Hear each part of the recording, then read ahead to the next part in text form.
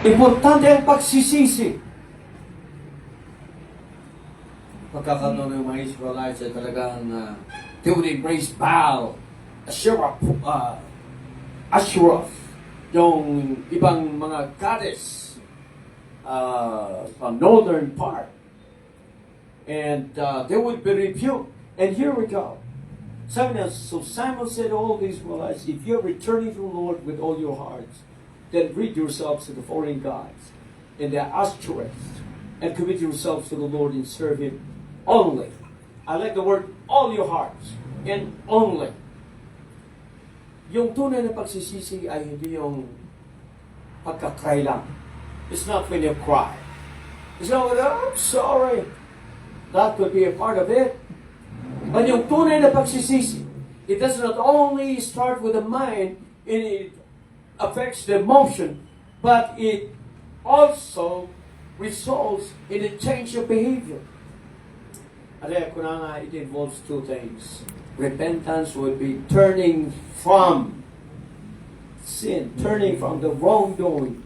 It doesn't stop there, but you turn to God with all your hearts. It's not 90%, it's not 99. With all your hearts. And not only that, but sabihin niya, commit yourselves. Hindi lang yung paminsan isa, commit, say commit. And it says serve. It's one thing to feel that you are with God. It's another thing to serve Him, to be committed to Him. Yan ang true repentance. Hindi yan yung panagsangit. Narabaw no nagpatiga. Remorse, feeling remorse. Oh, ayaw po niya mo din. No. Parang bali. And that's the first key. Ito. May kagwa. Kagusto ito. The importance of the spiritual leadership. Nabasa dito the last verse. During the lifetime of Samuel. Kita na ito peace.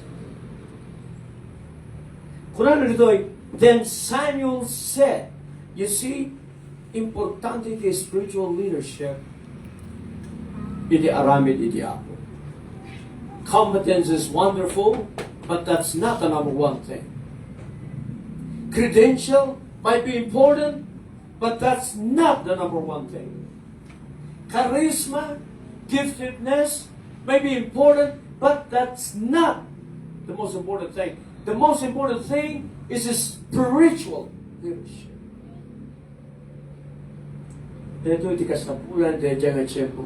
You know, Saul, he was an able, competent leader, but he lacked in his spiritual character qualities. Ado, nagitira tao. Nananguna iti ito nga punto. Iso nga, then Samuel said, assemble all Israel. Sana nga ko na well, the real deal here is lack of training, lack of coordination. We've got to have a strategy. Yung natin spiritual nga implication, iti victory.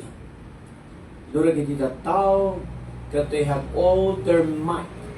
Ngam lousy, bankrupt na iti spiritual, they would not succeed. At the time, they were so confident. Okay, let's go. And then they were routed by the people that were small in number. You can have all the confidence, but if you don't have it is spiritual, it is favor from God, then you are missing everything. And we need your prayer. As pastors, we need your prayer that we would always be sensitive to the leading of the Holy Spirit. Number 3, the power of prayer.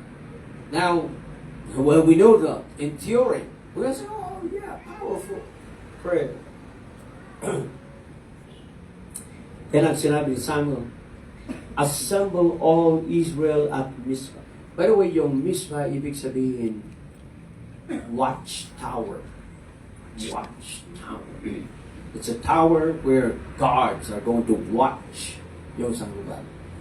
It communicates the fact that God is watching over all His people. When you think of the word Mizpah, then you're saying, God is watching over me. Shall we say amen? Amen. Amen. What a great revelation of that name. Sabi niya, and I will intercede with the Lord for you. The power of intercession. We will not always be available. We will not be there in our presence. But one thing we could commit, we will be interceding for you. Pananibabay. I really believe that at the time, driving or crossing the road, at least, man, that's near accident. But it didn't happen. I really believe na may sanggapunan ka pero hindi tawag na to see. I believe as a young pastor, my parents were praying for me. They were interceding for me. And now that they are gone, my family. But at the time, pa naman ni John ni Isabella, and he asked his mom and his sister to pray for him. And this is what we do. Na minsan iti Facebook, nagbaling sana po no, because pray for us please. And diba no, praying now, praying, yeah, praying. I wonder, 100% kung nagkakaraman talaga or they have said prayer, they have forgotten to pray. My kids know this, and my wife as well. Na minsan that, okay, what I was doing. Stop what you are doing, come. Because, na minsan, dati mawat na prayer request, iti Facebook. Na minsan, I cannot deceive myself, we cannot deceive ourselves. Kakararagan na ka. We have a good intention. Ito ko, malipatan tayo, and hindi tayo maging kararagan sila. And ito na minsan, mati-testimony, and they would say, well, thank you for your prayer. Kato ko naman, yeah. Actually, you know that you didn't pray. Medyo kababayin niya sila. So kung nakadakwa na, uray no, 1 minute lang. We don't need to have prayer meeting. Just agree together. At least we did it. We complied. Very powerful. Very powerful. Ura pagpasitaan. Ura no kasariti busy and very interesting. Nakita deeper request, set aside my dad and pray for that person. The power of prayer. Isulat iti niya, I will intercede for you. Manilayo ti Apo. Amen. Hallelujah. Intercession or prayer knows no boundary. I want it a boundary, I want it a limitation, I want it a distansya, kanawin ito yung may baga, I want it a distansya ti karara. Manilayo ti Apo. Amen. Hallelujah. Hallelujah. Number 4. The role of fasting and confession. Yes. Hindi pa nang i-deliver niya ako Diyos ko na tayo, parang tignan na itibiyag tayo. Hindi pa nang tulong na karato. Importante iti confession. We were talking one time, iti may isang tao nga, he does not repent at all. I always say this, the first step iti healing. Kaya isuti pa ng big mo, nung masaksakit ka. Nung kurang hangka masaksakit, hangka magasan ata. Hangka magalang masaksakit. Recognize that something is wrong. And that's why you go to the doctor. Something is wrong. That's the first step. Kasama din panakaga sa ito ni Spirit 1, confession, acknowledgement of sin. Confession. That if fasting, grabe. Power in fasting. And then may isang church that was like declining. Isabella, people were just leaving the church. At the pastor na take over.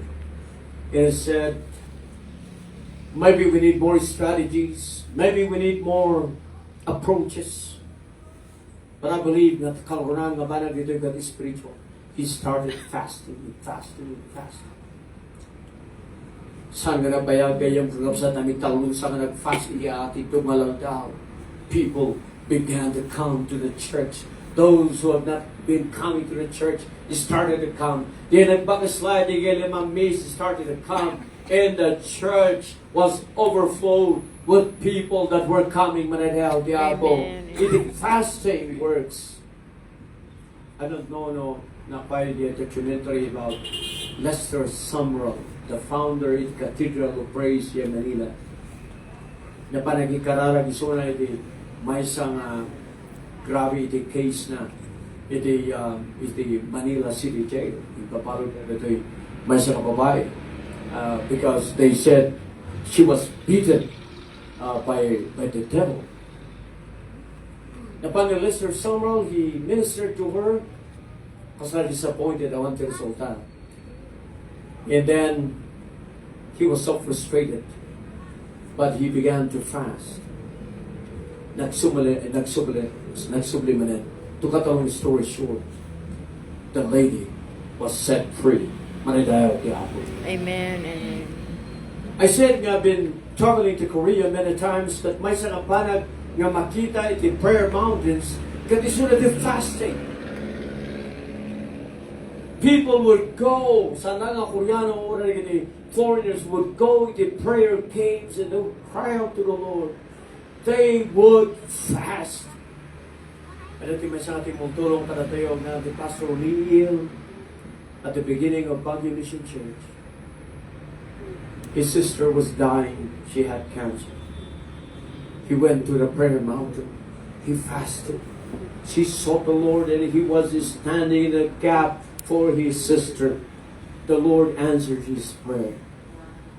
Until now, nagbiyak pa lang sa I don't know stories about the fasting that I would tell. Yung nga ti value ti fasting ka na sa one, you deny yourself iti comfort kan iti pleasure for the meantime because you would want to focus on God.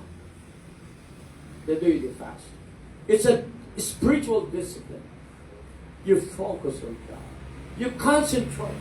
So like tidak tuma mapanday, tidak tuma lugar away from the disturbances of life. Dito di may pakita dito na Samuel was serving as a leader of Israel at Mizpah. They fasted. Next, please. God's faithfulness in deliverance. Makita tayo, ito rin dyan na check mo, nagkakararag, na tao to Israel. And the Philistines were like saying, oh, weakling na gadoy. They were just dependent on their God. They don't have their own ability. But they didn't know nga nagitoy nga basit nga grupo, basit nga tribo, very weak nga tribo as compared to them, had someone that they totally depend, and that is God. Maridaw diyaw. Iso nga sanda nga nagbaligi on their own ability. But that day the Lord thundered with loud thunder against the Philistines and threw them into a panic that they were routed before the Israelites. We were saying a while ago that battle belongs to the Lord. Maridaw. Dito ang battle mo kung saan mo ang battle. Dahil hindi pa saan mo nga mawatan why things happen the way they happen. You don't have any control of it. It is not a consequence of your wrong choice, but it just popped up. And you don't know how it came to be. And I would say, God, I don't know about this, but Lord, intervene. Maninayaw diabo. We have those battles in our lives. Katamo tayo nga, we run out iti wisdom and knowledge and ability. And we have a God that makes things possible. Maninayaw diabo. Next, please. Number 6, the importance of remembrance. Say remembrance. Remembrance. Importante nito eh. So after itinigyan ng victory, then Samuel took a stone and set it up between Mizpah and Shen. He named it Ebenezer, saying, "Thus far the Lord has helped us." Pagkatapos ng pagtatagumpay na yan, ay si Samuel kumuha siya ng bato at sabi na ito ang alaala sa ginawa ni Lord sa ating buhay ngayon. At iti power, iti dato'y patulagi. Dato'y pakalaglagipan. At iti tiyempo nga you would face iti nagpaido mga challenge and you would see a book, a diary, for example, a journal. And then you would go there and see that 4 years before, the Lord has delivered you from a similar challenge. As a God, kung ginawa mo noon, you can still do it again and again and again. Paradayo kaya po, nagpigtas na tayo. I mean, pictures. Di ba sa ating Facebook, kung minsan may mga memories. And then we'll try to visit. Wow. 10 years ago, he said, I do. 10 years ago, I started this. Purihin ang Panginoon sa kanyang faithfulness. Siya was amen.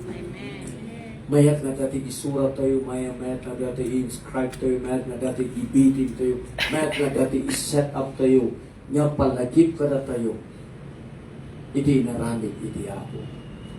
Tapi kasta ket no bilang kumapoy tayo, no bilang ma-confuse tayo, no bilang umadayo tayo, iti mission tayo kasla medyo ma-preoccupy tayo, we look back and say, wow, this is what God did before. So the importance of remembrance. Ebenezer. 7. The value of community worship. Importante, iti deto'y panagkaykaysa. Say assemble. The word assembly, to come together, is a powerful term. We can always watch it online, iti gimo. Yan na iduma when we come together, that is found in the book of Hebrews. Nga di tayo liwayan, di panagigimong tayo. As some are in the habits of doing. Thank you, Brother Peterson. Man, you're a leader. I don't know if someone said that you would go, but you made yourself available to bring a cup of warm water.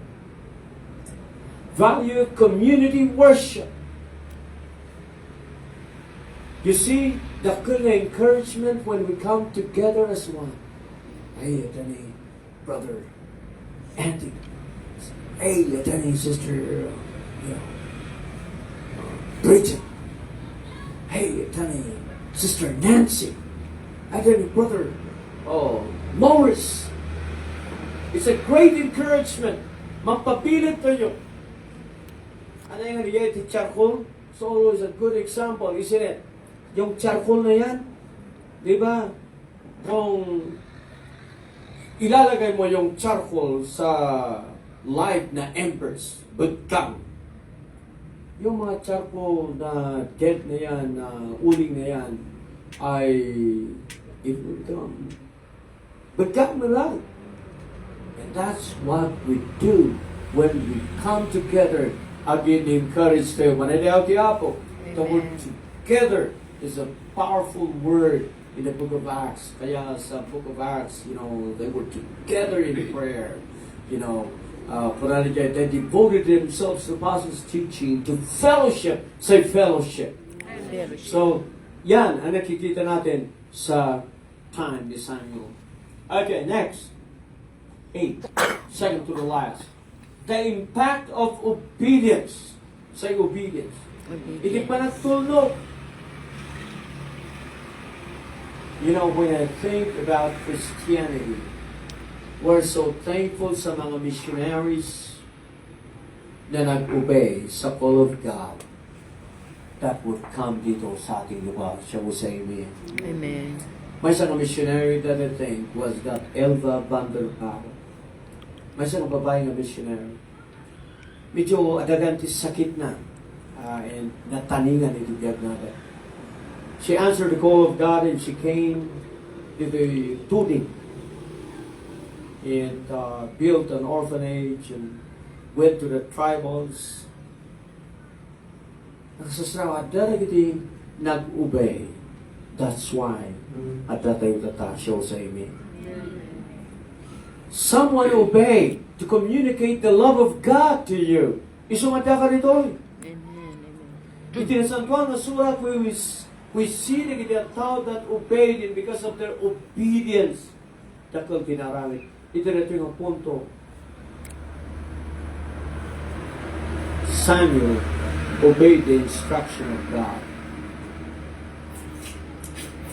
Ito rin yung tiyempo, he asked the people to come together to confess their sins. God fasted. May sa nga pa na ginaramit dapat isulat yung panagidaton, say daton. Offering, sacrifice.